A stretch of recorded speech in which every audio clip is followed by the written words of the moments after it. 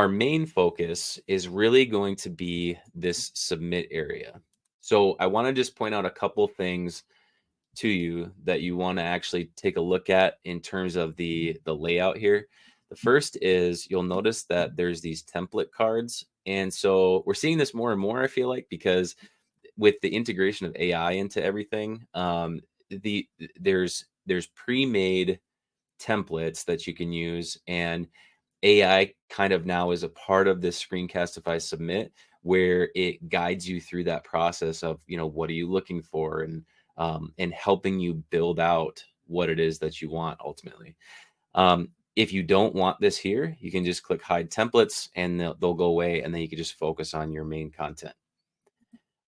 If you have a bunch of stuff built out and you need to search for something, you can do that here in the search bar. And then the other thing, once you do have like your assignments, you'll notice that this submissions area, this is actually where you're going to come to pretty frequently, I feel like, because clicking on the submissions area is going to allow you to look at what has been completed by students, and then your ability to just like view each one, and then toggle through those. But again, and I'll show this in a minute. I'll show this where you can also go to your Google Drive and they'll be there as well. So I will come back to that. A couple things about the assignments themselves. So if you click on an assignment, you'll see that there's this action button. If you want to delete the submissions, you can. Say a student needs to redo it or something like that, you can delete it. Up here is actually where you can, let's say you need to get the share link out to students again. Let's say you just want to preview the assignment, you can do that from there, and it will show you what you were asking students to do. And this is basically what the students will see in this area. So when they open up an assignment, whether it be from the link you send them or if it's in Google Classroom, either way, that's what they're going to see. Now you can edit the assignment details, which I will show you in just a minute. We'll go back and kind of start fresh from like a new assignment. But this right here allows you to get into individual assignments and kind of revamp what the expectations of the assignment were. So if you want to edit that, you can. And then you can close the assignment too, right? So the idea behind that is no longer accepting submissions. Okay. Now, I mentioned if you click on submissions, right, you'll see the submissions by students.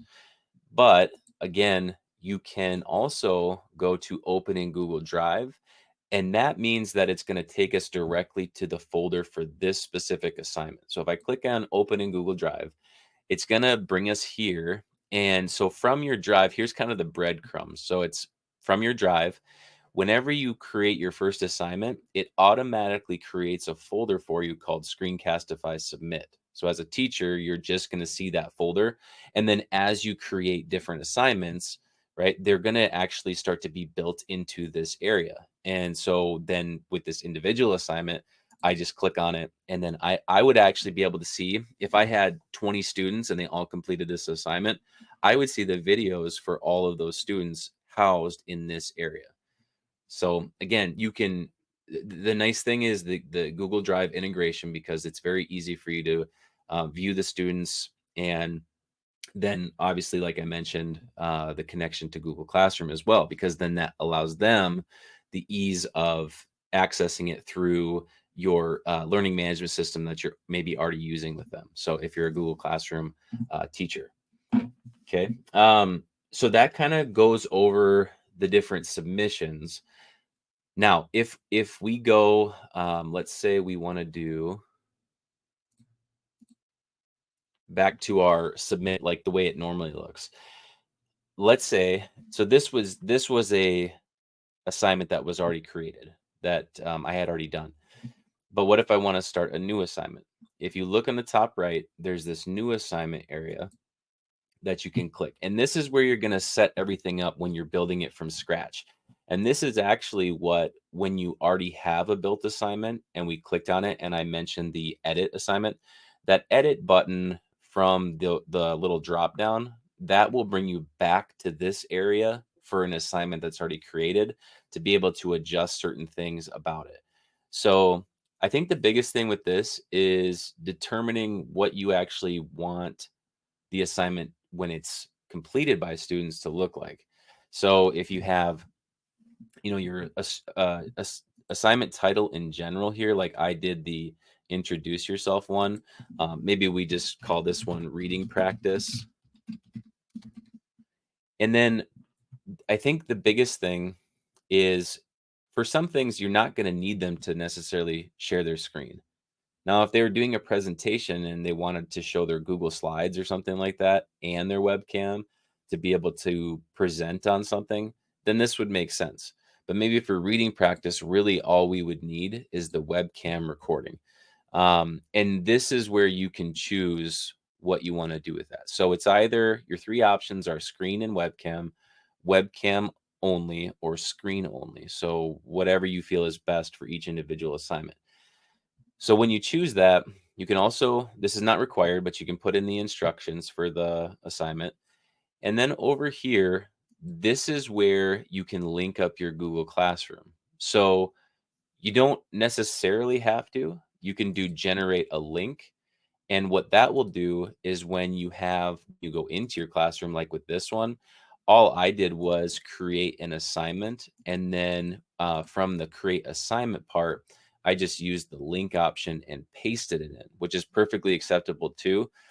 But I think that there's definitely something to be said for ease of access if you do the Google Classroom, because what that will do then is allow you to connect your Google Classroom, and then you'll be able to just pull things in directly. So then it's accessing the course. Now, I don't have mine set up that way, but that's something that you can do in the settings. You just click enable, and then what it'll do is have you go through this process with Screencastify, and then you'll just have to say that you agree to these, continue, and then once you do go back and you have it connected, when we go to submit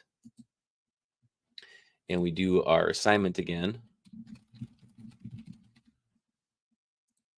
like this, and we go to Google Classroom, now you'll see that this is different. And it's actually showing me the classes that I have. So like my Screencastify demo, right? I can choose, maybe this is just for one student, maybe it's for all students. And then if I do have topics built within my class, I can funnel those directly under the topic. So either way, you can put a due date here, or you can schedule for a later date as well. Okay, so for this, let's just do create and assign for this class. And what we'll see is that since this one was already in here with just the link example, what we'll see with this is create and assign. And when I go to my class, and let's just go back here. Okay, and it shows up right there. So there's my reading practice Screencastify.